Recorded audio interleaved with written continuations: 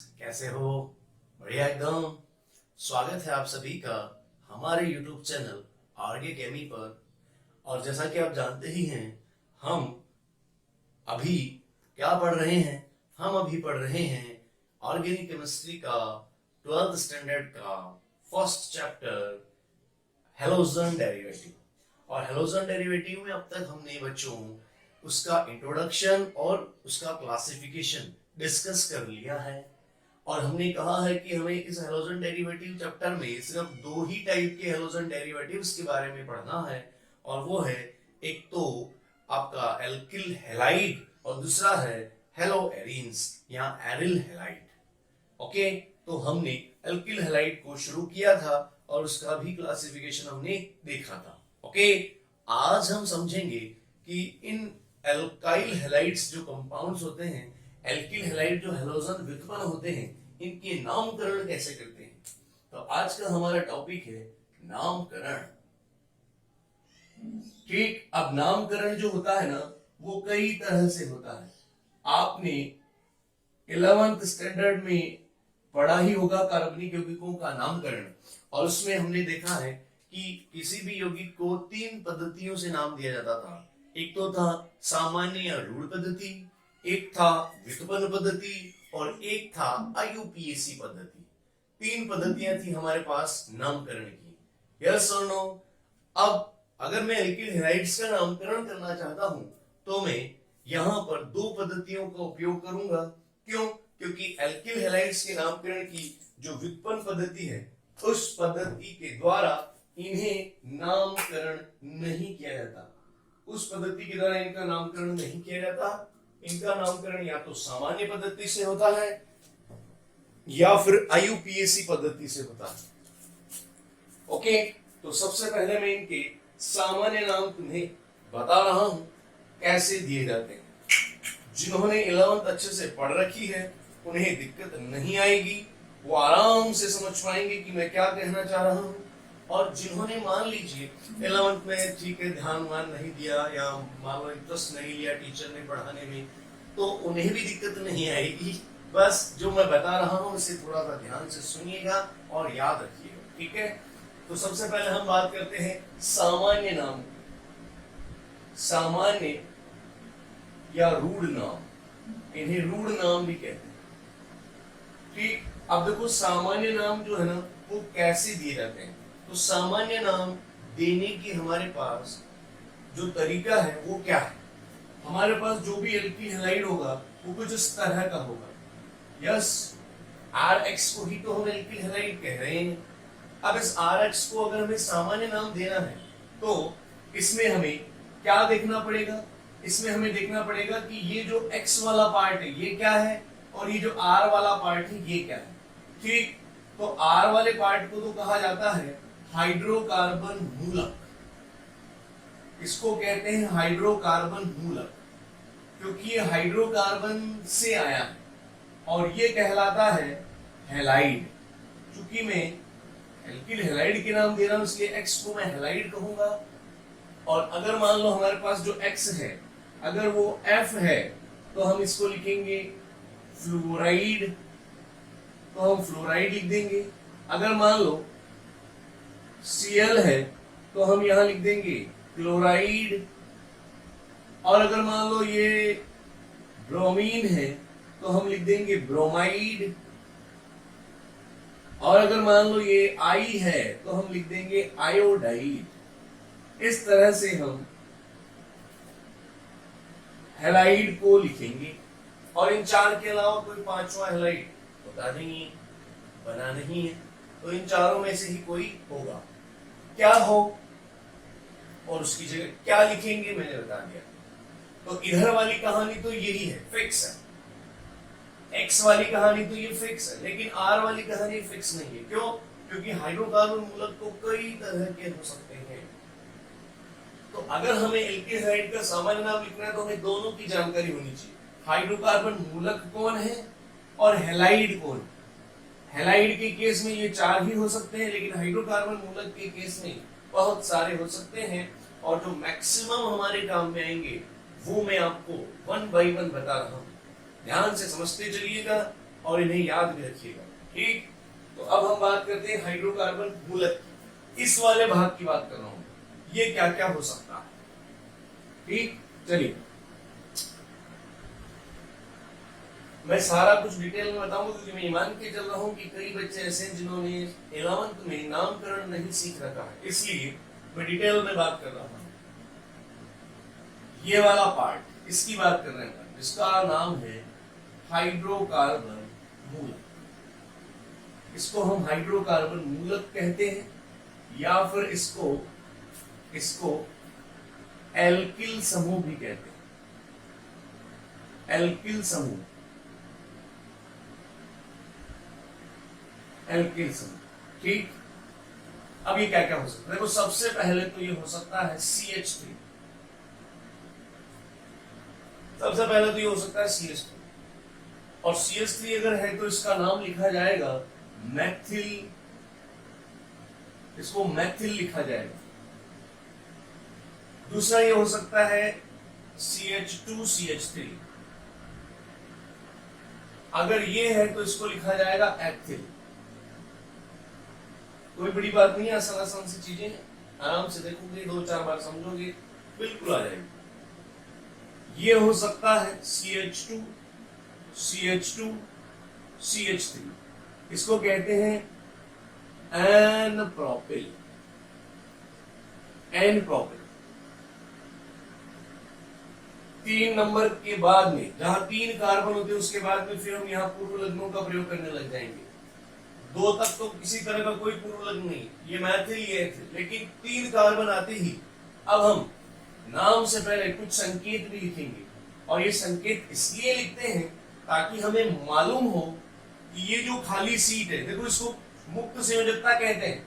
ये जो लाइन मैंने खींच रखी नहीं, ये फैशन के लिए नहीं खींच रखी, ये लाइन हमें कुछ बताती है। और क्या बताती है? ये लाइन हमें बताती है कि यहाँ पर एक सीट खाली है, यहाँ पर एक संयोजकता मुक्त है, और इस संयोजकता पे किसी को भी जोड़ा जा सकता है। तो ये जो मुक्त संयोजकता है, ये अगर सिरे वाले कार्बन पर हो, सिरे वाले कार्बन पर, तब हम एन का प्रयोग करते हैं। सिरे वाले कार्बन पर अगर हो तो एन का प्रयोग करते हैं। आप कहेंगे सर यहाँ एन क्यों नहीं लिखा? तो यहाँ इसलिए नहीं लिखा बेटा, क्योंकि इस तरह का जो कंपाउंड होगा उसमें चाहे तो इधर लगाओ चाहे इधर लगाओ, सिरे पे ही तो होगा। आप ये संयोजकता चाहे तो इधर बनाओ चाहे इस पर बनाओ, दोनों ही केस में सिरे पे ही तो आएगा। और अगर सिरे पे ही आएगा तो मतलब एक ही तरह का समूह पॉसिबल है, एक ही तरह का एल्किल समूह बन सकता है। और अगर एक ही तरह का एल्किल समूह बन सकता है तो फिर वहां हमें पूर्व लग्न लगाने की जरूरत नहीं होती। पूर्व लग्न वहां लगाए जाते हैं जहां समान कार्बन वाले एक से अधिक तरह के समूह बन सकते हैं। समान कार्बन वाले एक से अधिक तरह के समूह अगर बन सकते हैं तो फिर वहां हमें पूर्व लग्न लगाना पड़ेगा, ताकि हम बता सके हम कौन से समूह की बात कर रहे हैं। तो 2 में भी एक ही बनता है, इसलिए सीधा एथिल लिख दिए। 1 में तो बनता ही एक, इसलिए सीधा लिख दिए। लेकिन 3 कार्बन वाले में 2 बन सकते हैं। कौन से? देखो ये वाला भी तो बन सकता है। देखो 3 कार्बन यहां भी है, 3 कार्बन यहां भी है। इसमें और इसमें सिर्फ अंतर इतना है कि यहाँ पर सिरे पर है मुक्त संयोजकता और यहाँ बीच वाले पर है मुक्त संयोजकता। अब आप मान लो दोनों को ही प्रोपिल कह दो, तो आपको कैसे पता चलेगा कि आप इस वाले प्रोपिल की बात कर रहे हो या इस वाले की? समझ रहे हो? क्योंकि कार्बन तो 3 है, 3 कार्बन का जो समूह होता है उसे प्रोपिल कहा जाता है। लेकिन ये भी प्रोपिल आपको कह रहा है कि भैया आप बताओ कौन से प्रोपिल की बात कर रहे हैं। तो आप कैसे बताओगे कि आप इस प्रोपिल की बात कर रहे हो या इस प्रोपिल की? तो इनको विभेदित करने के लिए, इनको डिफरेंशिएट करने के लिए फिर हम इनके नाम से पहले संकेत लगा देते हैं, और वो संकेत हमें बताते हैं कि हम इसकी बात कर रहे हैं या इस। और वो संकेत कैसे लगाते हैं? कुछ यूं लगाते हैं कि अगर सिरे पर है मुक्त संयोजकता तो एन लगाते हैं, और सिरे से दूसरे नंबर पर है अगर मुक्त संयोजकता, तो आइसो लगाते हैं। तो इसका नाम लिखा जाएगा आइसोप्रोपिल। इसको आइसोप्रोपिल कहेंगे। मैथिल समूह है, एथिल समूह है, एन प्रोपिल समूह, आइसोप्रोपिल समूह। ठीक। अच्छा, 4 कार्बन की अगर बात करें अपन, 4 कार्बन की, तो 4 कार्बन में ये हो सकता है, 4 कार्बन में ये हो सकता है, और 4 कार्बन में मैं यहां ड्रॉ करता हूं, 4 कार्बन में ये भी हो सकता है,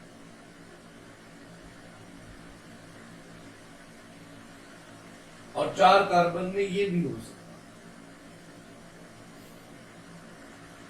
अब ये ऑन टिप्स रखने में आज के बाद, अगर आपके पास 4 कार्बन है तो 4 एल्किल समूह बन सकते हैं। 4 कार्बनों के 4 एल्किल समूह बन सकते हैं। देखो, पहला, दूसरा, तीसरा, चौथा, सब अलग अलग है, लेकिन सब में कॉमन चीज क्या है, सब में समानता क्या है, सब में 4 ही कार्बन है। क्लियर है बात? अब इन चारों का नाम तो ब्यूटिल है, ये भी ब्यूटिल, ये भी ब्यूटिल, ये भी ब्यूटिल, ये भी ब्यूटिल। 4 कार्बन का जो एल्किल समूह होता है उसे ब्यूटिल कहते हैं। 3 कार्बन को प्रोपिल कहा था, 4 कार्बन वाले को ब्यूटिल कहते हैं, यानी सारे ही ब्यूटिल हैं। लेकिन क्या सारे एक जैसे हैं? तो कहेंगे नहीं, एक जैसे नहीं। तो फिर केवल ब्यूटिल कहना पर्याप्त नहीं होगा, आपको पर्टिकुलर किसी एक की बात करनी है तो हमें उस पर्टिकुलर एक को ही समझाना पड़ेगा ना। तो इनके नामों में भी हमें विभेद करना पड़ेगा, और विभेद करने के लिए इनके नाम से पहले भी हमें इस तरह से कोई संकेत लगाने पड़ेंगे, ताकि वो संकेत हमें बता सके कि हम इस वाले ब्यूटिल की बात कर रहे हैं, या इस वाले ब्यूटिल की बात कर रहे हैं, या इस वाले ब्यूटिल की बात कर रहे हैं, या इस वाले ब्यूटिल की बात कर रहे हैं। और वो संकेत क्या है? एक संकेत तो वही है जो मैंने आपको भी बताया, सिरे पर, अगर सिरे पर मुक्त संयोजकता है, सिरे पर मुक्त संयोजकता है तो एन लगाते हैं, तो पहले वाले का नाम तो हो जाएगा एन ब्यूटिल, पहले वाले का नाम तो एन ब्यूटिल। ठीक, इसकी जैसे अब यहां पर देखो, सिरे से दूसरे पर है ना, सिरे से दूसरे के लिए हमने कहा था आइसो लगाते हैं, लेकिन ध्यान रखना, सिरे से दूसरे कार्बन पर, सिरे से दूसरे कार्बन पर अगर मुक्त संयोजकता है तो आइसो तभी लगाएंगे जब उस दूसरे कार्बन पर एक मैथिल भी लगा हुआ हो। सिरे से दूसरे कार्बन पर मुक्त संयोजकता हो तो आइसो का प्रयोग तब करेंगे जब दूसरे ही कार्बन पर एक मैथिल भी लगा हुआ हो। मैथिल भी होना चाहिए, यहां मैथिल था इसलिए हमने आइसो कह दिया, लेकिन यहां सिरे से दूसरे पर मुक्त संयोजकता तो है, लेकिन क्या इस पर मैथिल लगाया कहीं?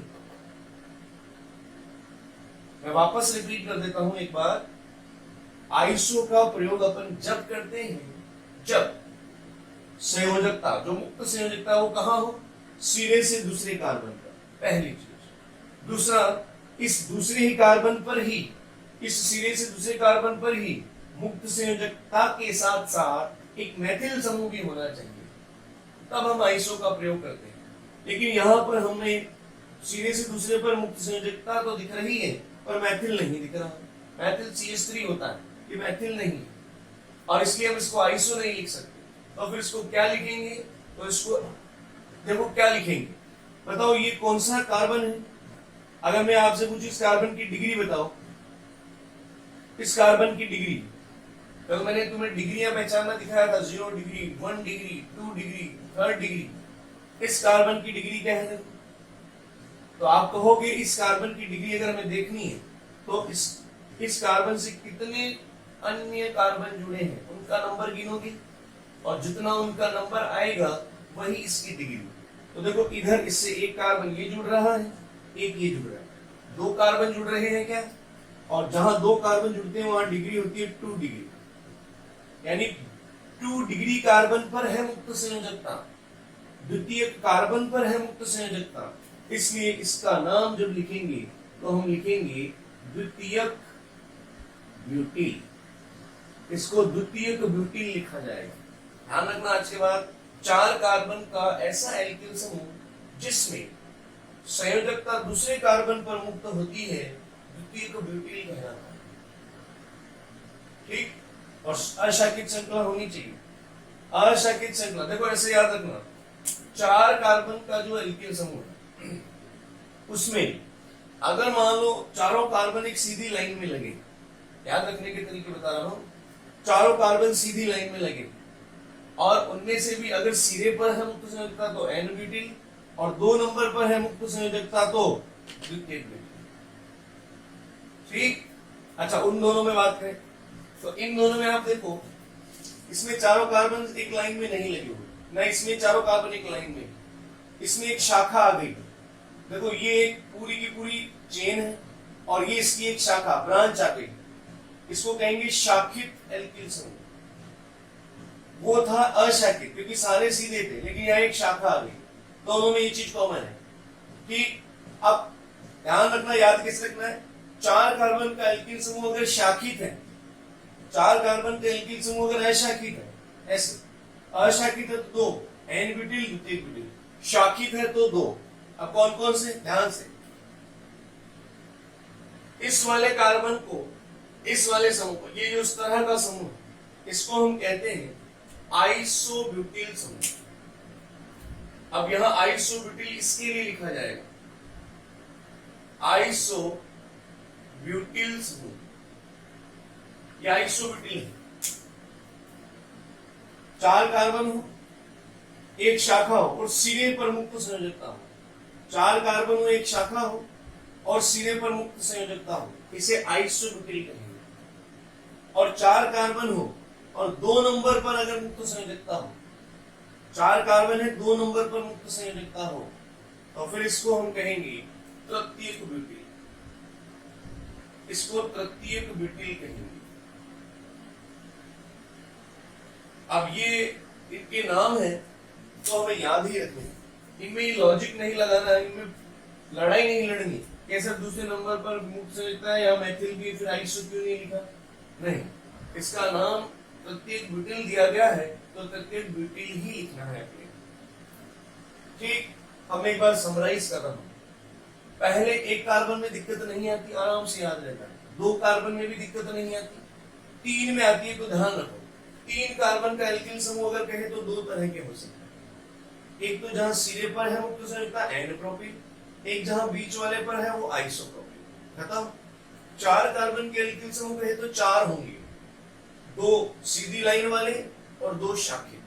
2 सीधी लाइन वाले जो है उनमें अगर सिरे पर है तो एन ब्यूटील और 2 नंबर पे है तो द्वितीयक ब्यूटील, और शाखित वाले में अगर सिरे पर है तो आइसोब्यूटील और 2 नंबर पर है तो तृतीयक ब्यूटील। ठीक, अब आता है 5 कार्बन वाला। 5 कार्बन वाला देखो, 5 कार्बन वाले कौन से होंगे,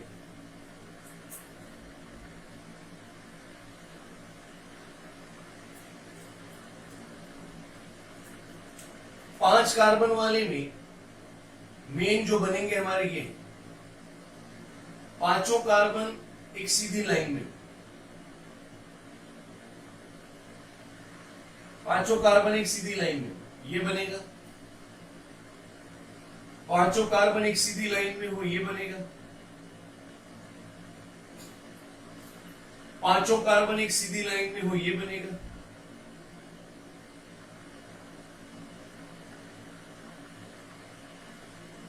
ठीक। 3 तो वो जिसमें 5 सीधे। उसके बाद यहीं पे लिखता हूं, कार्बन 5 है लेकिन शाखित है इस तरह, अब इसमें शाखा आ गई, ये बनी, देखो कार्बन 5 है लेकिन एक शाखा आ गई। अब यहां बना शाखित है, ये भी, इसमें भी शाखा है, ये बनेगा, फिर से शाखित है,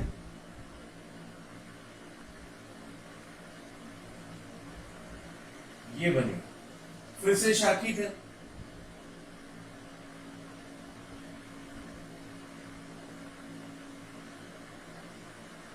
ये बनेगा, ठीक। ये तो अभी एक शाखा वाले, एक शाखा है, एक शाखा है, एक शाखा है, एक शाखा। अब आता दो शाखाओं वाले। दो शाखा वाले कौन से होते हैं, यहां बनाता हूं। दो शाखा ये,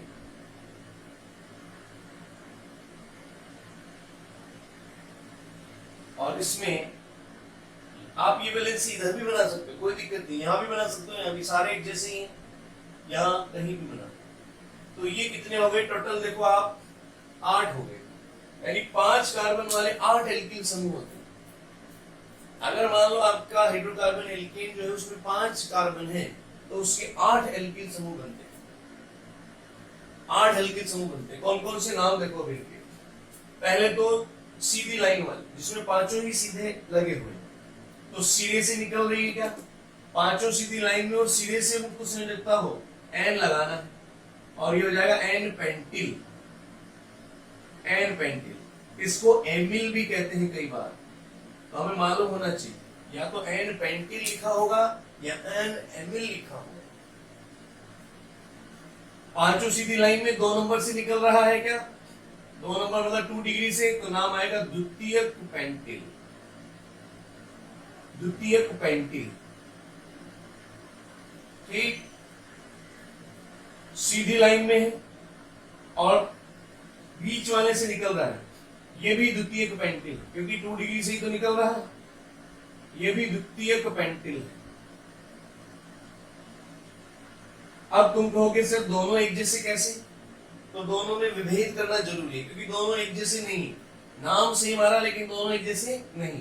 तो इसके लिए एक और संकेत लगाते हैं, इसको कहते हैं सक्रिय द्वितीयक पेंटिल। पांचों कार्बन सीधी लाइन में हो, 2 नंबर से अगर मुक्त संयोजकता निकल रही है तो इसको कहेंगे सक्रिय द्वितीयक पेंटिल, और तीसरे नंबर से अगर मुक्त संयोजकता निकल रही तो केवल द्वितीयक पेंटिल। कुछ नहीं, 2-4 बार आप इनका यूज करोगे, देखोगे, पढ़ोगे तो आपको याद हो जाएंगी ये चीजें बहुत जगह काम में लूंगा, तो आपको ऑटोमेटिक याद हो जाएगी, बस थोड़ा सा आइडिया रखना। पांचों सीधे हैं, अगर पांचों सीधी लाइन में, पांचों सीधी लाइन में है तो 3 तरह के एल्किल समूह, एन पेंटिल अगर सीधे पर है, 2 नंबर पे है तो सक्रिय द्वितीयक पेंटिल, और 3 नंबर पे है तो द्वितीयक पेंटिल। खत्म, ये तीनों एक लाइन वालों की कहानी। अच्छा, अब शाखित पर आ जाओ, जहां एक शाखा लगी हो, जहां एक शाखा लगी हो, और ये आइसोपेंटिल। आइसोपेंटिल, ठीक, इसको कहेंगे तृतीयक पेंटिल, इसको तृतीयक पेंटिल कहेंगे, इसको कहेंगे सक्रिय द्वितीयक, सक्रिय आइसो द्वितीयक पेंटिल, द्वितीयक पेंटिल, और इसको कहेंगे आइसोपेंटिल। आइसोपेंटिल, अब तुम कहोगे दोनों ही आइसोपेंटिल कैसे हो गए, बिल्कुल, इनमें भेद करेंगे अपन। इसके नाम से पहले सक्रिय लिख देंगे, सक्रिय आइसोपेंटिल। तो जहां एक शाखा है, जहां एक शाखा है वहां पर 4 तरह के एल्किल समूह हैं, और नाम क्या है, एक शाखा वाले में अगर शाखा के पास वाले सिरे पर अगर मुक्त संयोजकता है, शाखा के पास वाले सिरे पर अगर मुक्त संयोजकता है तो सक्रिय आइसोपेंटिल, 2 नंबर पर अगर मुक्त संयोजकता है तो तृतीयक पेंटिल, 3 नंबर पर, इधर से गिनना, 3 नंबर पर अगर मुक्त संयोजकता है तो सक्रिय आइसो द्वितीयक पेंटिल, और 4थे नंबर पर अगर मुक्त संयोजकता है तो केवल आइसोपेंटिल। इसमें से मैं बता दूं आपके सामान्य नाम लिखने में ये कहीं भी नहीं आएगा, इसका यूज नहीं होता सामान्य नाम लिखने में, इसका भी कहीं यूज नहीं होता सामान्य नाम लिखने में, तो इन दोनों का यूज नहीं होता। इसलिए आप घबराए नहीं, पर फिर भी याद तो होना ही चाहिए। क्या पता कॉम्पिटिटिव भी कभी दे अपन और वहां पर इसके बारे में पूछ लिया जाए, बोर्ड में तो नहीं आएंगे इनके बारे में कुछ, पर हमें पता होना चाहिए कि अगर 5 कार्बन के एल्किल समूह बना रहे हैं तो जो 8 एल्किल समूह बनते हैं उनमें से हर एक का नाम क्या है। याद रखने का तरीका, अशाकित, इसको अशाकित कह दो। अशाकित के 3 केस, एन पेंटिल, द्वितीयक सक्रिय द्वितीयक पेंटिल और द्वितीयक पेंटिल। शाकित के 1 शाखा युक्त 4 केस, सक्रिय आइसोपेंटिल, तृतीयक पेंटिल, सक्रिय आइसो द्वितीयक पेंटिल और आइसोपेंटिल। और ये जो मिस्टर है अकेला बचा हुआ, इसको कहा जाता है नियोपेंटिल। इसका नाम है नियोपेंटिल, इसको नियोपेंटिल कहते हैं। इस तरह से ये 5 कार्बन वाले एल्किल समूह। तो 1 कार्बन वाला ध्यान रखना है, 2 कार्बन वाला, 3 कार्बन वाले दोनों, 4 कार्बन वाले चारों और 5 कार्बन वाले 8। इनके नाम आपको आने चाहिए। ठीक, ये तो हो गए आपके एल्केन के हाइड्रोकार्बन मूलक। ये सब एल्केन के, देखो ये पेंटेन से बने सारे एल्केन के हाइड्रोकार्बन मूलक।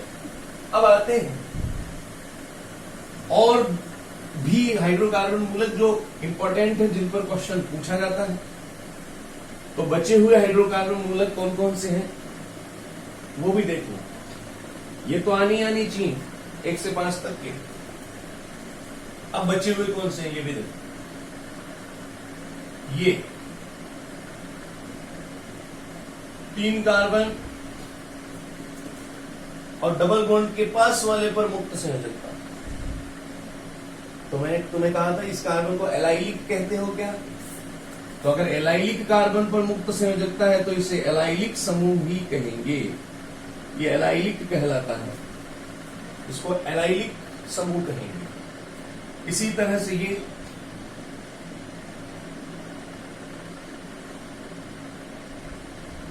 देखो, बेंजीन के पास वाले कार्बन को बेंजाइलिक कहते हो ना, और बेंजाइलिक कार्बन पर अगर मुक्त संयोजकता है तो इसको बेंजाइलिक समूह ही कहेंगे,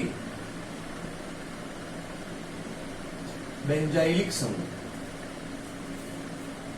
और देखो, जिन जिन को देख कर आए उन्हीं की बात कर रहे हैं। डबल बॉन्डेड कार्बन पर है मुक्त संयोजकता, डबल बॉन्डेड कार्बन पर मुक्त संयोजकता है, इसको कहते हैं विनाइल, विनाइलिक समूह, विनाइलिक समूह। वाइनिलिक या विनाइलिक, विनाइलिक समूह। कहते हैं ना विनाइल हेलाइड, तो विनाइल हेलाइड क्यों लिखे थे? क्योंकि इसको विनाइल कहते हैं और एक्स को हेलाइड कहते हैं। और देखो, बेंजीन के ऊपर ही मुक्त संयोजकता आ जाए तो इसको फिनाइल समूह, फिनाइल, फिनाइलिक समूह या फिनाइल कहेंगे। तो ये वो और बचे हुए हाइड्रोकार्बन मूलक हैं जो हमें आने चाहिए, जो भी पूछे जाते हैं। ठीक, तो आर क्या हो सकता है मैंने तुम्हें बता दिया।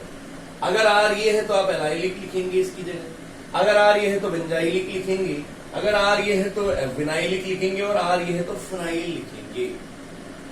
ठीक, अब जरा लेते हैं एग्जाम्पल। एक्स की जगह तो हेलाइड ही लिखना है, उसमें तो कोई दिक्कत ही नहीं।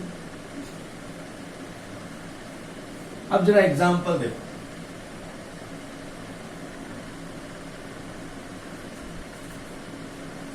अब एक एक को लेते हैं। हमें लिखना क्या है? देखो, पहले हाइड्रोकार्बन मूलक का नाम, देन हेलाइड।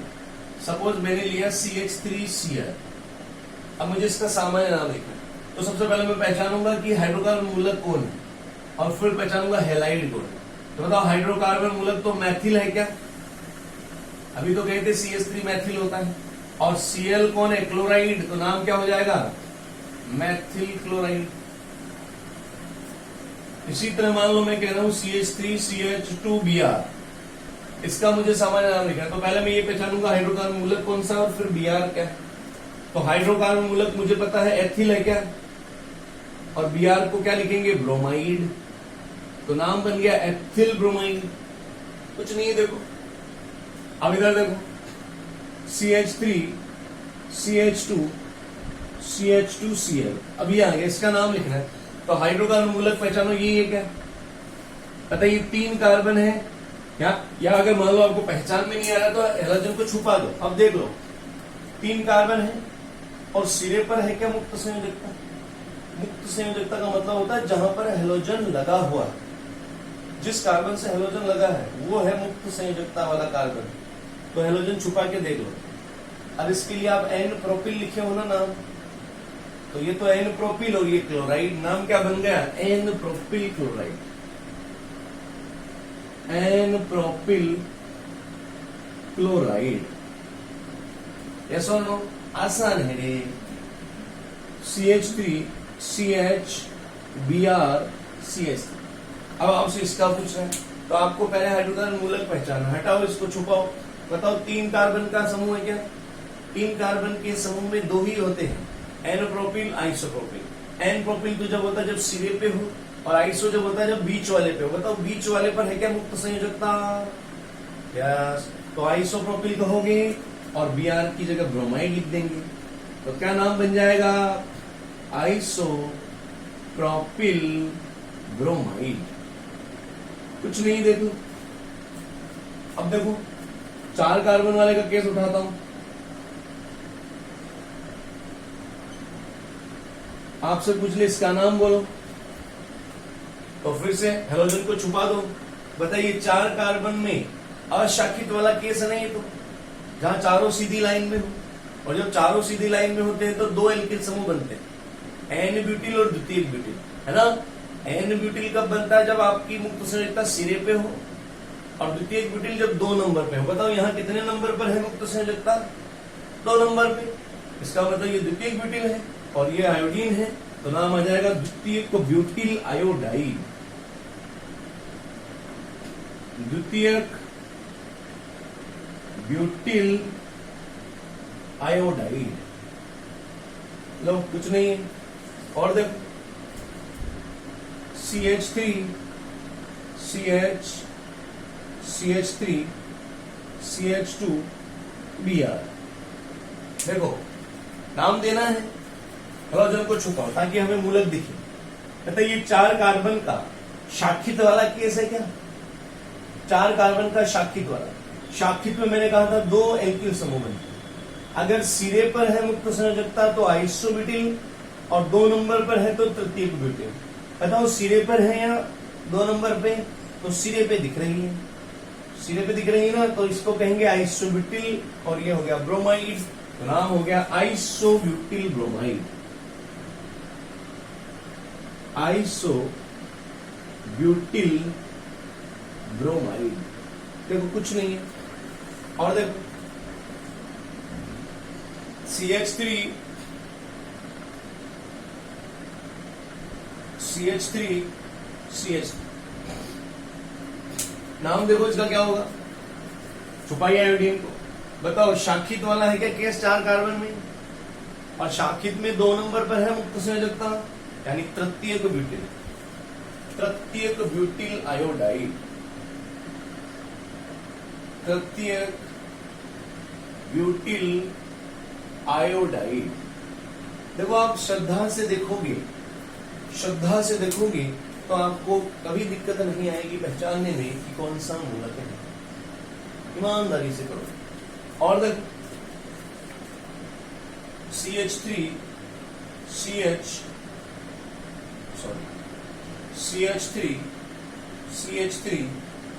CH2 Br। इसका नाम लिखना है। छुपाओ ब्रोमीन को। बताओ 5 कार्बन का ओम नमः शिवाय। 5 कार्बन का एल्किल समूह है क्या? 5 कार्बन का एल्किल समूह है और 2 शाखा है इसमें, 2 शाखा वाला केस है। चेक करो 5 कार्बन का एल्किल समूह 2 शाखा वाला केस। क्या नाम दिए थे? नियोपेंटिल।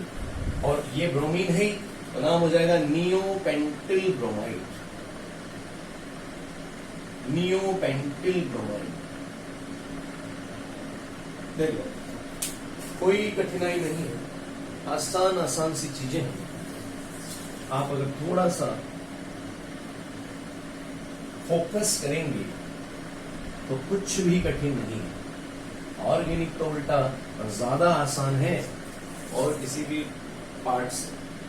और देखो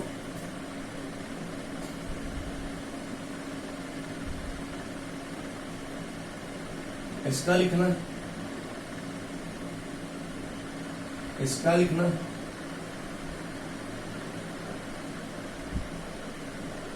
इसका लिखना, इसका लिखना। देखो, छुपाओ छुपाओ छुपाओ, हेलोजन को छुपाओ। बोलो कौन सा एल्किल समूह है? डबल बॉन्ड के पास वाले पर है मुक्त संयोजकता, 3 कार्बन है, 3 कार्बन हो, डबल बॉन्ड के पास वाले पर मुक्त संयोजकता एलाइलिक, तो ये हो जाएगा एलाइलिक क्लोराइड या एलाइल क्लोराइड, एलाइलिक क्लोराइड या एलाइल क्लोराइड। बताइए वाइनिल है क्या, विनाइल है? Vinyl, vinyl bromide, vinyl bromide. बताइए बेंजाइल है क्या? बेंजाइल, बेंजाइलिक है ये, देखो बेंजाइलिक और बेंजाइल ब्रोमाइड, बेंजाइलिक ब्रोमाइड भी लिख सकते हो, बेंजाइल ब्रोमाइड भी लिख सकते हो। देखो ये फेनिल है क्या? फेनिल, फिनाइल, फिनाइल, तो इसको लिखेंगे फिनाइल आयोडाइड, फिनाइल आयोडाइड। इस तरह से हम सामान्य नाम लिखते हैं हाइड्रोकार्बन हेलोजन व्युत्पन्नों के। बोलो भाई, किसी को भी कोई भी डाउट हो चैट बॉक्स में बिना किसी व्यवधान के, बिना किसी देरी के तुरंत टाइप कर दो, आपको तुरंत आंसर मिलेगा, लेकिन चीजें समझ में आनी चाहिए। ठीक, ओके। अब आते हैं आईयूपीएसी नाम। सेकंड जो नामकरण है आईयूपीएसी, स्टैंडर्ड नाम। देखो ये नाम जो हमने दिए ना, इनमें किसी तरह का कोई रूल्स फॉलो नहीं हुआ, किसी तरह का कोई नियम का पालन नहीं हुआ है, लेकिन अब जो नाम हम देंगे वो बड़े नियमों पर आधारित होंगे। और आईयूपीएसी नामकरण तो आप सबने सीखा ही होगा 11th, तो उसके नियम याद होने चाहिए। देखो मैं नियम यहां बताने नहीं बैठ सकता क्योंकि वो बहुत लंबा प्रोसेस हो जाएगा, तो नियम आपको याद होने चाहिए। मैं रिकॉल जरूर कराता रहूंगा टाइम टू टाइम। आईयूपीएसी नामकरण, अब आईयूपीएसी नामकरण में आपको पता है सबसे पहला रूल तो ये होता है कि सबसे लंबी कार्बन श्रृंखला का चयन करो। फिर क्या होता है, वो आपकी जनक श्रृंखला हो जाएगी। फिर उस जनक श्रृंखला में होता है अंकन करना, और अंकन करने के बाद हमें उसका नाम लिखना पड़ता है। और नाम लिखते समय हम क्या करते हैं, नियम का पालन करते हैं, सूत्र का पालन करते हैं। सबसे पहले हम लिखते हैं पूर्व लग्न, उसके बाद हम लिखते हैं, अच्छा सबसे पहले तो लिखते हैं लॉकेंट, निर्देशांक। निर्देशांक का मतलब स्थिति बताता है। फिर पूर्व लग्न, फिर लिखते हैं जनक नाम, फिर लिखते हैं निर्देशांक, और फिर लिखते हैं अनुलग्न। अनुलग्न ये तो नॉर्मल फॉर्मूला। ठीक, अब इसमें क्या होता है, पूर्व लग्न 2 तरह के होते हैं, हम जानते हैं। एक होता है 2 डिग्री, एक होता है 1 डिग्री। और अनुलग्न भी 2 तरह के होते हैं, एक होता है 1 डिग्री, एक होता है 2 डिग्री। ठीक, 1 डिग्री अनुलग्न जो होता है वो होता है साइक्लो, और 2 डिग्री जो अनुलग्न होता है वो लिखा जाता है प्रतिस्थापियों के लिए, प्रतिस्थापी के लिए लिखा जाता है। 1 डिग्री अनुलग्न जो होता है वो लिखा जाता है कार्बन कार्बन बंधन के लिए, कि बंधन का प्रकार कैसा है। अगर सिंगल बॉन्ड है तो एन आता है, डबल बॉन्ड है तो ईन आता है, और ट्रिपल बॉन्ड है तो आइन आता है। और 2 डिग्री अनुलग्न लिखा जाता है क्रियात्मक समूह के लिए। ये सब आप चीजें जानते हैं। एक, अब मैं इस पूरे फॉर्मूले को हेलोजन व्युत्पन्न में कन्वर्ट कर रहा हूं। कैसे, देखो हेलोजन व्युत्पन्न के लिए अगर हमें फॉर्मूला लिखना पड़ेगा तो हम यहां पर सबसे पहले निर्देशांक आएगा ही आएगा। निर्देशांक हमें प्रतिस्थापी की स्थिति बताता है, तो निर्देशांक तो आएगा ही आएगा। उसके बाद आएगा पूर्व लग्न। और पूर्व लग्न 2 आएंगे। एक तो आएगा 2 डिग्री और एक आएगा 1 डिग्री। 2 डिग्री जो है वो प्रतिस्थापी के लिए आएगा, ये तो एज इट इज रहेगा, और 1 डिग्री आएगा साइक्लो चक्रीय यौगिकों के लिए। अब इसमें एक ध्यान देने वाली बात यह है बच्चों कि साइक्लो का प्रयोग हम जब भी करेंगे जब आपके पास जो यौगिक है जिसका नामकरण आपसे पूछा जा रहा है उसमें वलय श्रृंखला उपस्थित है, उसमें वलय अगर उपस्थित है तभी हम साइक्लो का उपयोग करेंगे, नहीं तो उसे छोड़ देंगे। ठीक। उसके बाद आता है जनक नाम। जनक नाम और फिर आएगा यहां पर जनक नाम के बाद आएगा यहां पर 1 डिग्री अनुलग्न। पहले निर्देशांक और फिर आएगा 1 डिग्री अनुलग्न, क्योंकि इनके अंदर कोई क्रियात्मक समूह होगा नहीं, इनमें केवल हेलोजन ही होगा, और हेलोजन क्रियात्मक समूह नहीं होता, एक प्रतिस्थापी होता है। तो इनका फॉर्मूला तो ये बनेगा, ये फॉर्मूला आप लिख के रखिए। हेलोजन व्युत्पन्नों का अगर हमें आईयूपीएसी नामकरण देना है तो हमें इस सूत्र का पालन करना है, हमें इस सूत्र का पालन करना है।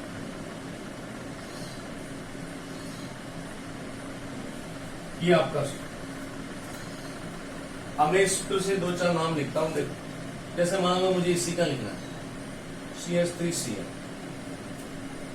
तो इसमें जनक श्रृंखला एक ही कार्बन की है, और जहां एक ही कार्बन की श्रृंखला होती है वहां नंबर देने का कोई मतलब ही नहीं। सूत्र में सबसे पहले निर्देशांक की जरूरत होगी क्या? नहीं, क्योंकि जो भी है वो इसी पे तो होगा, कोई जरूरत नहीं। सीधा पूर्व लग्न प्रतिस्थापी का आएगा, क्योंकि यहाँ कोई वलय नहीं है, तो प्रतिस्थापी कौन है? क्लोरीन। अब क्लोरीन का पूर्व लग्न, ध्यान से यहाँ पर जो भी प्रतिस्थापी होगी उसका पूर्व लग्न हेलो होगा, क्योंकि हेलोजन्स के लिए हम हेलो लिखते हैं। अगर क्लोरीन है तो क्लोरो, ब्रोमीन है तो ब्रोमो, आयोडीन है तो आयोडो, फ्लोरीन है तो फ्लोरो। यहाँ क्लोरीन है तो सबसे पहले क्लोरो। ठीक। उसके बाद आएगा जनक नाम। जनक कौन है? मैथ। एक कार्बन के लिए ध्यान है ना आपको, मैथ लिखते हैं, 2 के लिए एथ लिखते हैं, 3 के लिए प्रॉप, 4 के लिए ब्यूट, 5 के लिए पेंट, 6 के लिए हेक्स, 7 के लिए हेप्ट, 8 के लिए ऑक्ट, 9 के लिए नॉन और 10 के लिए डैक, 11 के लिए कांडेक, 12 के लिए डोडेक, इस तरह से। तो यहाँ एक कार्बन है मैथ। उसके बाद में कार्बन के बीच में सिंगल बॉन्ड होना चाहिए, तो जब यहाँ एक ही कार्बन है तो हमेशा सिंगल बॉन्ड ही पॉसिबल है, डबल तो हो ही नहीं सकता। तो मिथाइल के केस में हमेशा एन आएगा 1 डिग्री अनुलग्न, और निर्देशांक की जरूरत नहीं क्योंकि एक ही कार्बन है, तो सीधा एन लगाते ही हो गया मेथेन, तो नाम हो गया क्लोरोमेथेन। चलिए इसकी बात करते हैं। जनक श्रृंखला में 2 कार्बन। ठीक। अब यहां भी नंबरिंग की जरूरत है क्या? नहीं, क्योंकि चाहे तो इधर लगाओ चाहे इधर लगाओ, एक नंबर पर ही आएगा ब्रोमीन। नंबरिंग कहां से करते हैं ये ध्यान है ना, जिधर से प्रतिस्थापी को कम नंबर मिले। देखो 1, 2। अब अगर मान लो ये ब्रोमीन यहाँ की जगह यहाँ होता तो ये हो जाता 1 और ये हो जाता 2, तो किधर से भी लगाओ, किधर से भी नंबरिंग करो, ये हमेशा एक नंबर पर ही आएगा। तो जहां एक ही स्थिति संभव है, प्रतिस्थापी की एक ही स्थिति संभव है, इधर से भी नंबरिंग करने पर सेम नंबर अगर मिल रहा है तो वहां नंबर लिखने की जरूरत नहीं पड़ती, तो वहां निर्देशांक की जरूरत नहीं, सीधा पूर्व लग्न लिखो हेलो, और चूंकि मेरे पास हेलोजन ब्रोमीन है तो मैं लिखूंगा ब्रोमो। उसके बाद जनक नाम एथ, और कार्बन के बीच में सिंगल बॉन्ड है तो एन। कहा ना यहाँ पे 1 डिग्री अनुलग्न में अगर कार्बन एकल बॉन्ड है तो एन लगाना है, कार्बन डबल बॉन्ड है तो इन लगाना है, और कार्बन ट्रिपल बॉन्ड है तो आइन लगाना। तो ये हो गया ब्रोमोइथेन। चलिए अब और देखो, CH3 CH2 CH2Br। अब हमें यहां जनक श्रृंखला सबसे पहले ये रही सबसे लंबी कार्बन की जनक श्रृंखला। अब उसके बाद नंबरिंग उस दिशा से जिधर से प्रतिस्थापी को कम नंबर मिले। ये रहा प्रतिस्थापी 1 2 3। अब यहां पर नंबर लिखना जरूरी है प्रतिस्थापी का। क्यों? क्योंकि प्रतिस्थापी यहां की बजाय यहां भी तो आ सकता था, और अगर यहां से यहां आता तो फिर नंबर 1 थोड़ी मिल सकता था इसको, तब तो इसको नंबर 2 मिलता। तो यहां प्रतिस्थापी की 2 स्थितियां संभव है, 1 पे भी आ सकता है, 2 पे भी, और जहां 1 से ज्यादा स्थितियां संभव हो वहां फिर हमें नंबर लिखना पड़ेगा कि कितने नंबर पर जुड़ा हुआ है प्रतिस्थापी। यहां लिखने की जरूरत नहीं थी। क्योंकि यहाँ एक ही स्थिति संभव है। यहां भी लिखने की जरूरत नहीं थी क्योंकि यहां भी एक ही स्थिति संभव है, लेकिन यहां दो हो सकती है, एक नंबर पे भी हो सकता है और दो नंबर पे, तो फिर यहां नंबर लिखना पड़ेगा। सबसे पहला नंबर कितने पर है 1, फिर हाइफन। कभी भी ध्यान रखना, नंबर लिखने के बाद हाइफन लगाना नाम लिखने से पहले, नंबर और नाम के बीच में हाइफन आना चाहिए। 1, फिर कौन है प्रतिस्थापी, ब्रोमो, ठीक। उसके बाद जनक नाम कितना है, प्रो, 3 कार्बन है ना, प्रो, और फिर एकल आबंध है एन, 1 ब्रोमो प्रोपेन। अच्छा नहीं है, कहा है कच्चू ना है भैया। देखो मिस्टर, इसका नाम बता दीजिए, आयुपेक नेम, और फिर से वही चेन सिलेक्शन, ये कर दिया चेन सिलेक्शन। नंबर किधर से भी डालो प्रतिस्थापी को तो 2 ही मिलेंगे। नहीं, नंबरिंग हमेशा सिरे से होती है, या तो इस सिरे से होगी या इस सिरे से। हाँ, ध्यान इतना रखना कि उस सिरे से करना जिधर से इस वाले को मिनिमम नंबर मिले, तो इसको किधर से भी करो 2 ही मिलेंगे, 2 से कम तो मिल ही नहीं सकते। चाहे तो इधर से करो, चाहे 1 2 3 इधर से करो, 2 पे आएगा ना। अब देख लो, अलग पॉसिबिलिटी आ गई, वहां 1 पे था, यहाँ 2 पे, इसलिए नंबर लिखना जरूरी। तो कितना नंबर है, 2, फिर हाइफन, कौन लग रहा है 2 पे, ब्रोमीन, तो ब्रोमो, प्रोप, और एकल आबंध है प्रोपेन, 2 ब्रोमो प्रोपेन। अब याद करो, इसका सामान्य नाम लिखते हैं n propyl bromide. N propyl bromide का यूपीएससी नाम है 1 ब्रोमो प्रोपेन। उसका लिखे थे आइसोप्रोपिल ब्रोमाइड, उसका यूपीएससी नाम है 2 ब्रोमो प्रोपेन, ठीक। अच्छा, और देखो और देखो,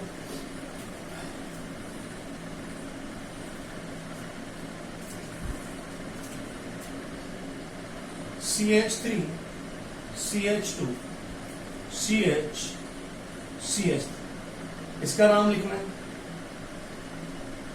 CH3 CH3 CH CH2I, इसका लिखना है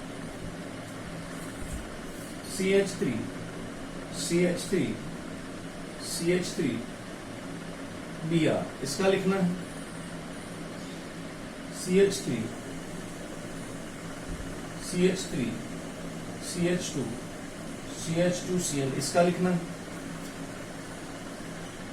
CH2 double bond CH CH2Br, इसका लिखना है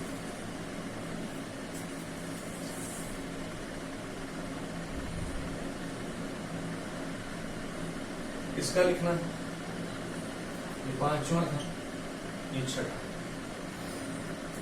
लिखते जाओ देखिए, लिखते जाओ। समझ में नहीं आ रहा, चैट बॉक्स में डाल देना भैया। 1000 तरीके हैं समझाने के, आपको उनमें से कौन सा तरीका आता है समझ में।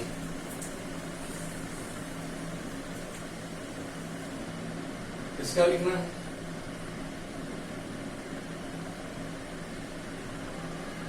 इसका लिखना है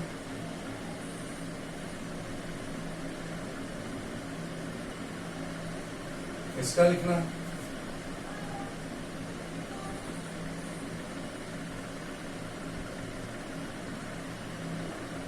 इसका लिखना है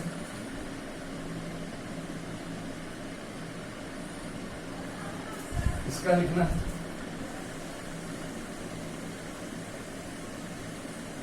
ये लो, बहुत है। 8 हो गए, सॉरी 9 10 और ये 11। एक और लिख देता हूं ताकि 12 हो जाएंगे, 12।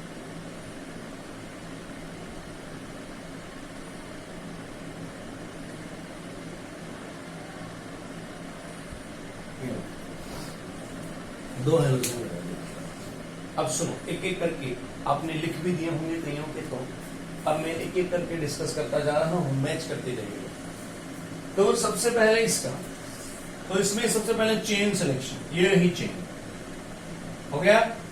उसके बाद नंबरिंग, तो नंबरिंग उस सिरे से जिधर से प्रतिस्थापी को कम नंबर मिले, ये रहा प्रतिस्थापी, तो इधर से मिलते हैं इसको 2 नंबर, लेकिन इधर से करता तो 3 पे आता, तो कम किधर से मिल रहे हैं, इधर से, हो गया।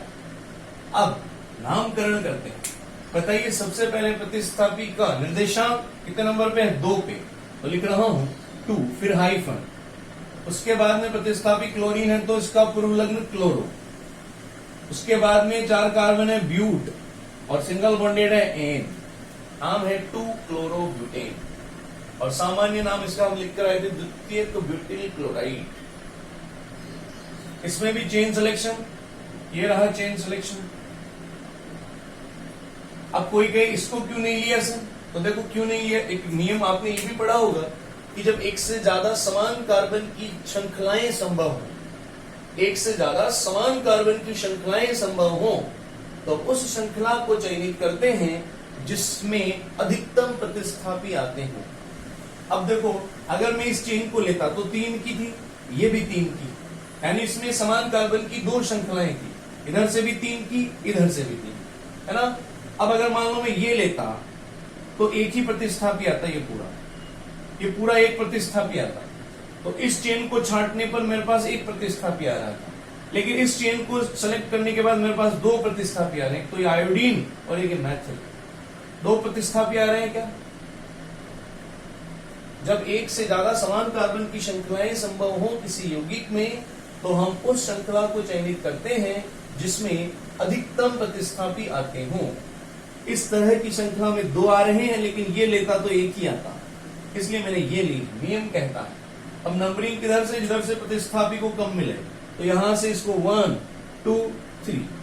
अगर मैं यहां से करता तो इसको तो यहां भी 2 ही मिल रहा है, लेकिन इसको 3 मिल जाता, और इधर से इसको 1 मिल रहा है, इसका मतलब इधर से कम मिल रहे हैं क्या, इधर से नंबर। अब नाम लिखेंगे तो अब देखो तुम्हारे पास 2 प्रतिस्थापी, तो ये आयोडीन और एक मैथिल। और अगर हमारे पास 2 प्रतिस्थापी होते हैं, अगर मान लो हमारे पास एक से ज्यादा प्रतिस्थापी हैं, तो जब हम IUPAC नाम लिख रहे होंगे तो उस प्रतिस्थापी को पहले लिखते हैं जो अंग्रेजी वर्णमाला में पहले आता। उस प्रतिस्थापी का नाम हम पहले लिखेंगे जो अंग्रेजी वर्णमाला में पहले आता है। बताओ मैथिल का तो एम होता है, अगर हम इसका इंग्लिश देखें तो मैथिल एम से शुरू होता है और आयोडीन आई से। अब आप बताओ अंग्रेजी वर्णमाला में एम और आई में से पहले कौन आता है, एम और आई में से पहले कौन आता है अंग्रेजी वर्णमाला में, बताइए। तो आप सभी जानते हैं जिसको भी एबीसीडी आती है वो बता सकता है, लेकिन जिसको एबीसीडी नहीं आती भैया उसके लिए IUPAC नामकरण की सेवाएं ठप है, फिर सेवाएं ठप है। अब एबीसीडी हम थोड़ी सिखाएंगे यार यहाँ, है ना। तो एबीसीडी हमें आनी चाहिए। तो हमें पता है आई पहले आता है, आई पहले आता तो पहले इसके बारे में लिखा जाएगा। कितने नंबर पे, 1 नंबर, तो 1 आयोडो हो गया। अब इसका नाम कितने नंबर पे, 2 पे। तो नाम में और संख्या में हमेशा हाइफन आता है, नाम में संख्या में हाइफन आया तो यहां भी नाम और संख्या में हाइफन आएगा, फिर से हाइफन आएगा, क्योंकि अब हमें इसका नाम लिखना है। मैथिल, CH3 को मैथिल कहे क्या है अपन, तो 1 आयोडो 2 मैथिल। उसके बाद जनक श्रृंखला, तो कितने कार्बन है जनक में, 3, प्रोप और सिंगल बॉन्डेड है इसलिए एन। 1 आयोडो 2 मैथिल प्रोपेन इसका नाम। 3 नंबर का ही है। चेन छाटो यहां भी, तो चेन ये रही। अब इसमें आप ऊपर वाली भी ले सकते थे, इसमें कोई दिक्कत नहीं, क्योंकि इसमें समान कार्बन की 2 श्रृंखलाएं तो हैं, लेकिन दोनों में ही प्रतिस्थापी 2-2 आ रहे हैं। अगर आप ये लेते हो तो भी 2 प्रतिस्थापी, अगर आप ये लेते तो भी 2 प्रतिस्थापी, ठीक है ना।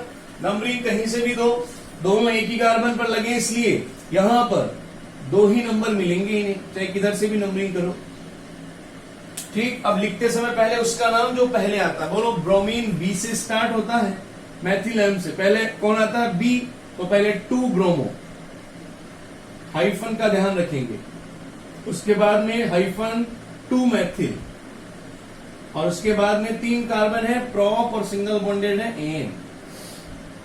2 ब्रोमो 2 मैथिल प्रोपेन। देख लो। चौथा चेन सिलेक्शन, ये रहा चेन, एक ही दिख रही है हमें सबसे लंबी कार्बन की चेन।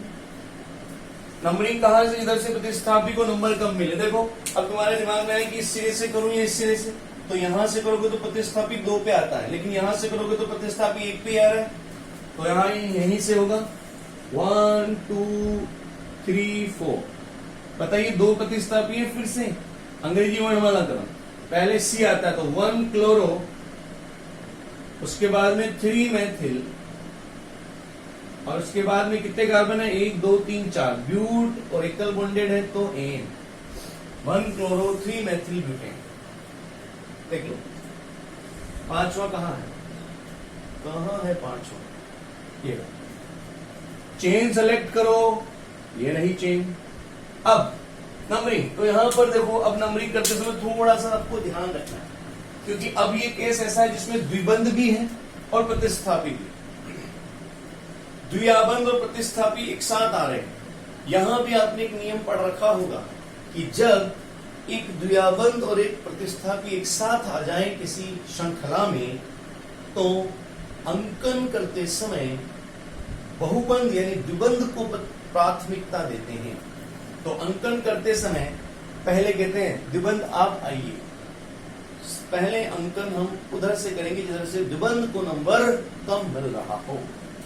लेकिन ये काम जब करेंगे जब बहुबंध और प्रतिस्थापी एक साथ आ जाए, तब हमें चुनना पड़ेगा ना कि इधर से दें या इधर से। अब देखो, इधर से देता हूं तो प्रतिस्थापी को तो कम मिलता है, लेकिन बहुबंध को 2 नंबर मिलते हैं।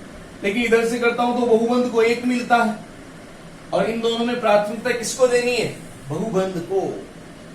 जहां भी एक बहुबंध और एक प्रतिस्थापी एक साथ आ जाए, ध्यान रखना, एक बहुबंध और एक प्रतिस्थापी एक साथ आ जाए तो अंकन उधर से करना है जिधर से बहुबंध को नंबर कम मिले। इसे प्राथमिकता का नियम कहते हैं। तो इधर से होगी 1 2 3, ठीक, नंबरिंग हो गई। अब नाम लिखेंगे तो प्रतिस्थापी का नाम सबसे पहले, ये प्रतिस्थापी, ये डबल बॉन्ड प्रतिस्थापी नहीं है, डबल बॉन्ड तो 1 डिग्री अनुलग्न है, तो प्रतिस्थापी तो एक ही है यहाँ पे, ब्रोमो। कितने पे आ रहा है, 3 पे, तो 3 ब्रोमो। उसके बाद कितने कार्बन है जलक में, 3 कार्बन, प्रॉप, ठीक। अब प्रॉप आ गया, अब हमें लिखना है 1 डिग्री अनुलग्न, तो डबल बॉन्ड के लिए ईन लिखते हैं ना, डबल बॉन्ड के लिए ईन लिखते हैं, लेकिन ईन की स्थिति भी बतानी पड़ेगी कि ईन कितने नंबर कार्बन पे, और ईन कितने नंबर कार्बन पे, इसकी स्थिति बताने के लिए आगे वाला जो कार्बन होता है ना उसका नंबर लिखते हैं, पीछे वाले का नहीं, आगे वाले का। तो आगे वाले कार्बन को 1 मिल रहा है क्या, यानी 1 नंबर पर है ये ईन, तो इसको लिखेंगे प्रॉप 1 ईन। इसका यूपीसी नाम हो जाएगा 3 ब्रोमो प्रॉप 1 ईन। आपकी एनसीईआरटी में बहुत सारे क्वेश्चंस दे रखे हैं पीछे, आप बिल्कुल प्रैक्टिस करिएगा आईयूपीसी नाम लिखने की। जिसमें भी अटको मेरे पास ले आना, मुझे भेज देना, मैं उसका नाम लिख के आपको सेंड कर दूंगा, समझा भी दूंगा कैसे आया। छठा कहां है, छठा ये, छठा देखो क्या है, छठा है।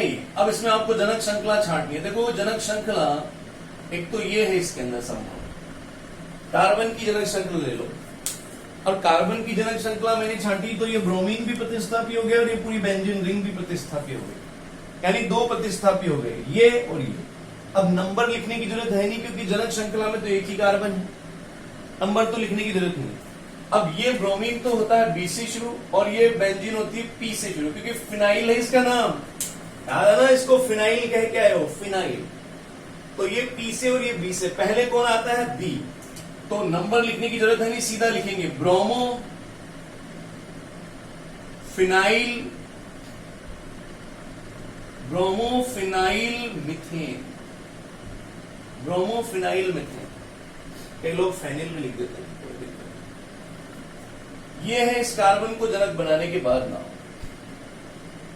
ठीक। अगर मान लो आप इसी के अंदर जनक कार्बन को नहीं बना रहे, मैं यहां पर लिख रहा हूं इसको दोबारा, क्योंकि कई बुक्स में इसका ये नाम भी होता है, इसलिए हमें दोनों मालूम होनी चाहिए ताकि कल को कंफ्यूजन नहीं हो। अगर मान लो आपने जनक इस कार्बन को नहीं, इस बेंजीन रिंग को बना दिया, इसको जनक बना दिया, तो ये पूरा प्रतिस्थापी हो गया, और इस प्रतिस्थापी का नाम है ब्रोमोमैथिल, इसको कहते हैं ब्रोमोमैथिल। इसका मतलब अब ब्रोमोमैथिल प्रतिस्थापी और जनक कौन है, बेंजीन, तो अब इसका नाम आएगा ब्रोमोमैथिल बेंजीन। अब हम इसको ब्रोमोमैथिल बेंजीन कहेंगे, तो आप कंफ्यूज नहीं होगा, ये नाम लिखा है तो भी सही है, ये नाम लिखा है तो भी सही। इस नाम के सही होने का कारण क्योंकि हमने यहाँ जनक इसको मान रखा है, और इस नाम के सही होने का कारण क्योंकि हमने यहाँ जनक बेंजीन को मान रखा है, ठीक है। 7वां बोलो यहां तो बेंजीन ही है जनक और ये प्रतिस्थापी है, ठीक। नंबरिंग करो, कहीं से भी करो, इसको तो 1 नंबर ही मिलना है, 1 नंबर पे ही आएगा। तो पोजीशन है 1 ब्रोमो, और जनक बेंजीन है तो सीधा बेंजीन। बेंजीन के केस में बेंजीन ही लिखना है जनक। बताओ 8वां ये रहा। देखो भैया जनक श्रृंखला ये रही, नंबर डालो 1 2, ये रहा प्रतिस्थापी 1 आयोडो, कितने कार्बन 2, और एक नंबर पर है क्या डबल बॉन्ड यानी 1 इन, एथ 1 इन। नवा देखो जनक श्रृंखला ये रही, ये छांटोगे ना, ये देखो ये छांटो तो 2 ही प्रतिस्थापी आएंगे, ये छांट रहा हूं तो 3 आ रहे हैं, और ये लूंगा तो भी 2 ही प्रतिस्थापी आ रहे हैं। यानी इसमें 3 श्रृंखलाएं संभव है समान कार्बन की। मैंने बीच वाली इसलिए ली क्योंकि इसमें अधिकतम प्रतिस्थापी आ रहे हैं। नंबरिंग उधर से इधर से प्रतिस्थापी को कम नंबर मिले। अब 3 प्रतिस्थापी हैं, एक तो ब्रोमीन है और 2 मैथिल है ना। पहले आता है ब्रोमीन का बी, तो पहले लिखेंगे 1 ब्रोमो। ठीक, अब मैथिल 2 है, एक जैसे प्रतिस्थापी अगर संख्या में 2 हो तो नाम से पहले डाई लिखेंगे, 3 है तो ट्राई लिखेंगे, 4 है तो टेट्रा लिखेंगे। एक जैसे प्रतिस्थापी अगर एक से ज्यादा संख्या में है तो 2 के लिए डाई, 3 के लिए ट्राई, 4 के लिए टेट्रा। यहां पर 2 है, दोनों ही मैथिल हैं तो इनके नाम से पहले डाई। पोजीशन क्या है 2 नंबर, तो 2 2। ध्यान रखना अगर 2 है तो 2 बार लिखना है निर्देशांक, ऐसा नहीं एक ही लिख के काम चला दिए तुम, नहीं 2 है तो 2 बार, क्योंकि दोनों के लिए लिखना है। एक 2 इसके लिए, एक 2 इसके लिए, तो 2,2 हाइफन डाई मैथिल, डाई लगाने के बाद मैथिल, और फिर उसके बाद कितने कार्बन है जनक में, प्रोपेन। 3 कार्बन है और एकल आबंध से जुड़े, 1 bromo 2 di methyl propane. Di tri tetra को अल्फाबेट में कंसीडर नहीं करते। डाई ट्राई और टेट्रा का हम अंग्रेजी वर्णमाला क्रम नहीं देखते, नाम का देखते हैं, नाम का अंग्रेजी वर्णमाला का अक्षर देखते हैं, ना कि डाई का। 10वां कहां है ये। अब देखो 10वें में जनक श्रृंखला यही है जो तुम्हारी वलय है, ये वलय ही जनक श्रृंखला है हमारी। नंबर डालो 1 2 3 4 5। ठीक, सबसे पहले हमें लिखना प्रतिस्थापी। प्रतिस्थापी है क्लोरीन, तो सबसे पहले क्लोरीन 1 क्लोरो। ठीक, अब हमारे को दिख रहा है कि यह वलय है, तो वलय के नाम के लिए फिर साइक्लो और लिखना पड़ेगा। प्रतिस्थापी का नाम लिखने के बाद अब हमें साइक्लो लिखना पड़ेगा। क्यों? क्योंकि साइक्लो हमें ये बताएगा कि हमारे पास जो यौगिक है उसमें आकृति कैसी है, बंद है। तो 1 क्लोरो के बाद साइक्लो, और साइक्लो के बाद अब आपको लिखना जनक नाम। कितने कार्बन है, 5, यानी पेंट, और एकल आबंध से बंधित है तो एन, साइक्लोपेंटेन, 1 क्लोरो साइक्लोपेंटेन। इधर 11वें में भी देखो, अब 11वें में फिर से ध्यान से केस आ गया जिसमें आपके प्रतिस्थापी भी है और डबल बॉन्ड भी, सेम केस आ गया। तो आपको प्राथमिकता किसको देनी है, बहुबंध को, यानी डबल बॉन्ड। यानी नंबरिंग हमें उधर से करनी है जिधर से बहुबंध को कम नंबर मिले। अब देखो यहां से करता हूं, देखो ना ध्यान से, यहां से करता हूं तो ये 1 2 3 4, एक तो ये संभव है। यहां से करता हूं 1 2 3 4, दोनों ही केस में चाहे तो इधर से करूं चाहे इधर से, बहुबंध को तो एक ही नंबर मिल रहा है। इधर से करता हूं तो भी एक नंबर मिल रहा है, इधर से करता हूं तो भी एक नंबर मिल रहा है ना। तो इसके फर्क नहीं पड़ रहा, लेकिन इसके फर्क पड़ रहा है। इधर से करता हूं तो ये प्रतिस्थापी 4 नंबर पर आ रहा है, जबकि इधर से करता हूं तो प्रतिस्थापी 3 नंबर पे आ रहा है। तो बताइए किधर से करूंगा, जिधर से प्रतिस्थापी को नंबर कम मिले। लेकिन ये बात मैं जब कह पा रहा हूं कि मैं इधर से नंबरिंग करूंगा जिधर से प्रतिस्थापी को कम नंबर मिले, जब मेरे बहुबंध को दोनों तरफ से सेम नंबर मिल रहा हो। ये बात मैं जब कह पाऊंगा जब बहुबंध को दोनों तरफ से सेम नंबर मिल रहा हो, तब मैं इसको देखूंगा। लेकिन अगर इसको दोनों तरफ से सेम नंबर नहीं मिल रहा होता तो मैं सिर्फ इसी को देखता कि इसको किधर से कम मिल रहे हैं। ठीक, तो इसलिए हमने ये नहीं चुना, क्योंकि यहां से बहुबंध को तो 1 मिल रहा है लेकिन इस BR को 4 मिल रहा है। ये वाला चुना क्योंकि यहां से भी बहुबंध को तो 1 मिल रहा है लेकिन BR को यहां 3 मिल रहा है। तो हमें वो दिशा चुननी है जिधर से बहुबंध को भी नंबर कम मिले और प्रतिस्थापी को भी नंबर कम मिले। अब यहां पर प्रतिस्थापी 3 नंबर पे है क्या, तो 3 ब्रोमो। उसके बाद साइक्लो, क्योंकि वलय है, साइक्लो के बाद में कितने कार्बन है, 4, ब्यूट। और बहुबंध कहां है, 1 नंबर पे, तो 1 इन। लास्ट वाला देखो, इसमें भी ये खुद वलय ही आपकी जनक है। नंबरिंग करना, नंबरिंग में ये दोनों तो प्रतिस्थापी हैं और ये बहुबंध है। प्राथमिकता किसको देनी है, बहुबंध को। अर्थात हमें नंबरिंग उधर से करनी है, इधर से बहुबंध को कम मिले। देखो हमारे पास 2 पॉसिबिलिटी है, वलय में तो जहां बहुबंध होता है वहीं से गिनना शुरू करो। एक तो ये हो सकता है 1 2 3 4 5 6, देखिए देख लिया करो। इधर से करूं तो 1 2 3 4 5 6, ठीक। कहानी चाहे तो इधर से करूं चाहे इधर से, इसको तो एक ही मिल रहा है ना। अब यहां की कहानी चेक करते हैं। यहां पर इस जगह क्लोरीन को 4 मिल रहा है और ब्रोमीन को 5 मिल रहा है, अगर मैं यूं चल रहा हूं, ठीक। अगर मैं यूं चल रहा हूं तो ब्रोमीन को 4 मिल रहा है और क्लोरीन को 5 मिल रहा है, यानी नंबर तो दोनों को एक जैसे ही मिल रहे हैं। एक तरफ से तो क्लोरीन को 4 और ब्रोमीन को 5। एक तरफ से तो मैं समझाता हूं क्योंकि मुझे समझाना पड़ेगा थोड़ा सा। मैंने जानबूझ के ऐसे एग्जांपल लिए ताकि तुम्हारे जो नियम है वो अपडेट हो जाए, रिकॉल हो जाए। और अगर नहीं हुए तो एक बार वापस पढ़ लेना आज, क्योंकि अब ये सब जगह काम आएंगे। हर चैप्टर ऑर्गेनिक का जब पढ़ेंगे तो हम उनके आईयूपीएससी और सामान्य नाम जरूर पढ़ेंगे और ये पूछे जाते हैं बोर्ड में। देखो आपके पास 2 प्रतिस्थापी, एक तो क्लोरीन है और एक ब्रोमीन है ना। एक तरफ से तो इसको मिल रहा है 4 नंबर और इसको 5, और दूसरी तरफ से इसको मिल रहा है 5 नंबर और इसको 4। यानी प्रतिस्थापियों के नंबरों में तो कोई फर्क नहीं आ रहा। अगर इसको 4 है तो इसको 5 है, और अगर उसको 5 है तो इसको 4 है। अब आपको चुनना पड़ेगा कि आप किधर से करेंगे। अब ये वाला पैटर्न रखोगे, ये वाला। तो कहानी सुनो एक और नियम की। ये नियम कहता है कि अगर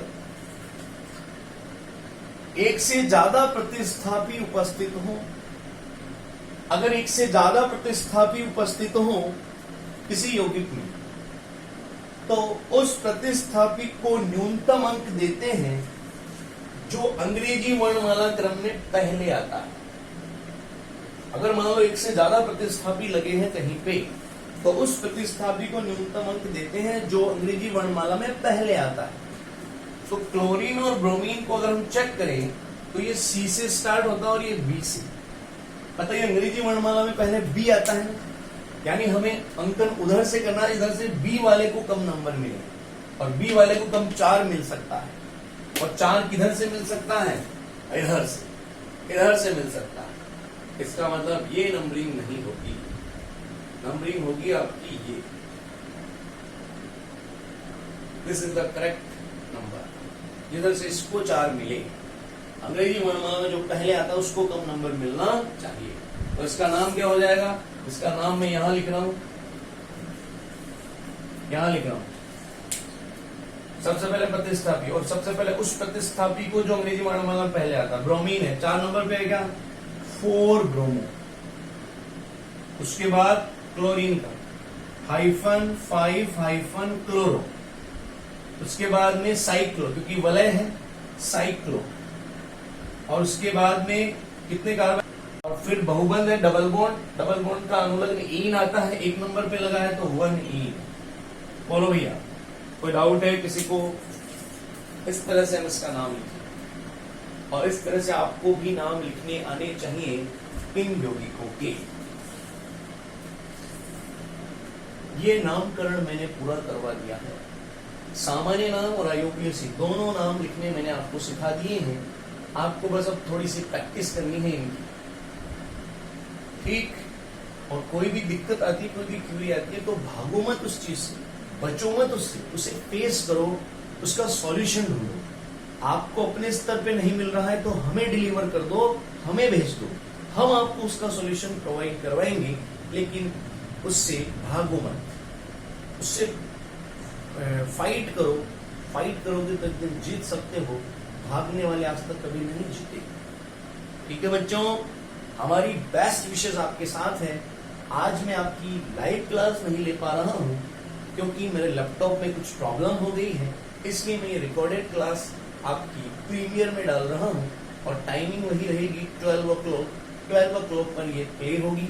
आप इसे देखिएगा, समझिएगा इस टॉपिक को, और कोई भी प्रॉब्लम हो हमें बताइएगा। ठीक है, मिलते हैं हम हमारी नेक्स्ट क्लास में। आज हम इतना ही रखेंगे। ओके बच्चों।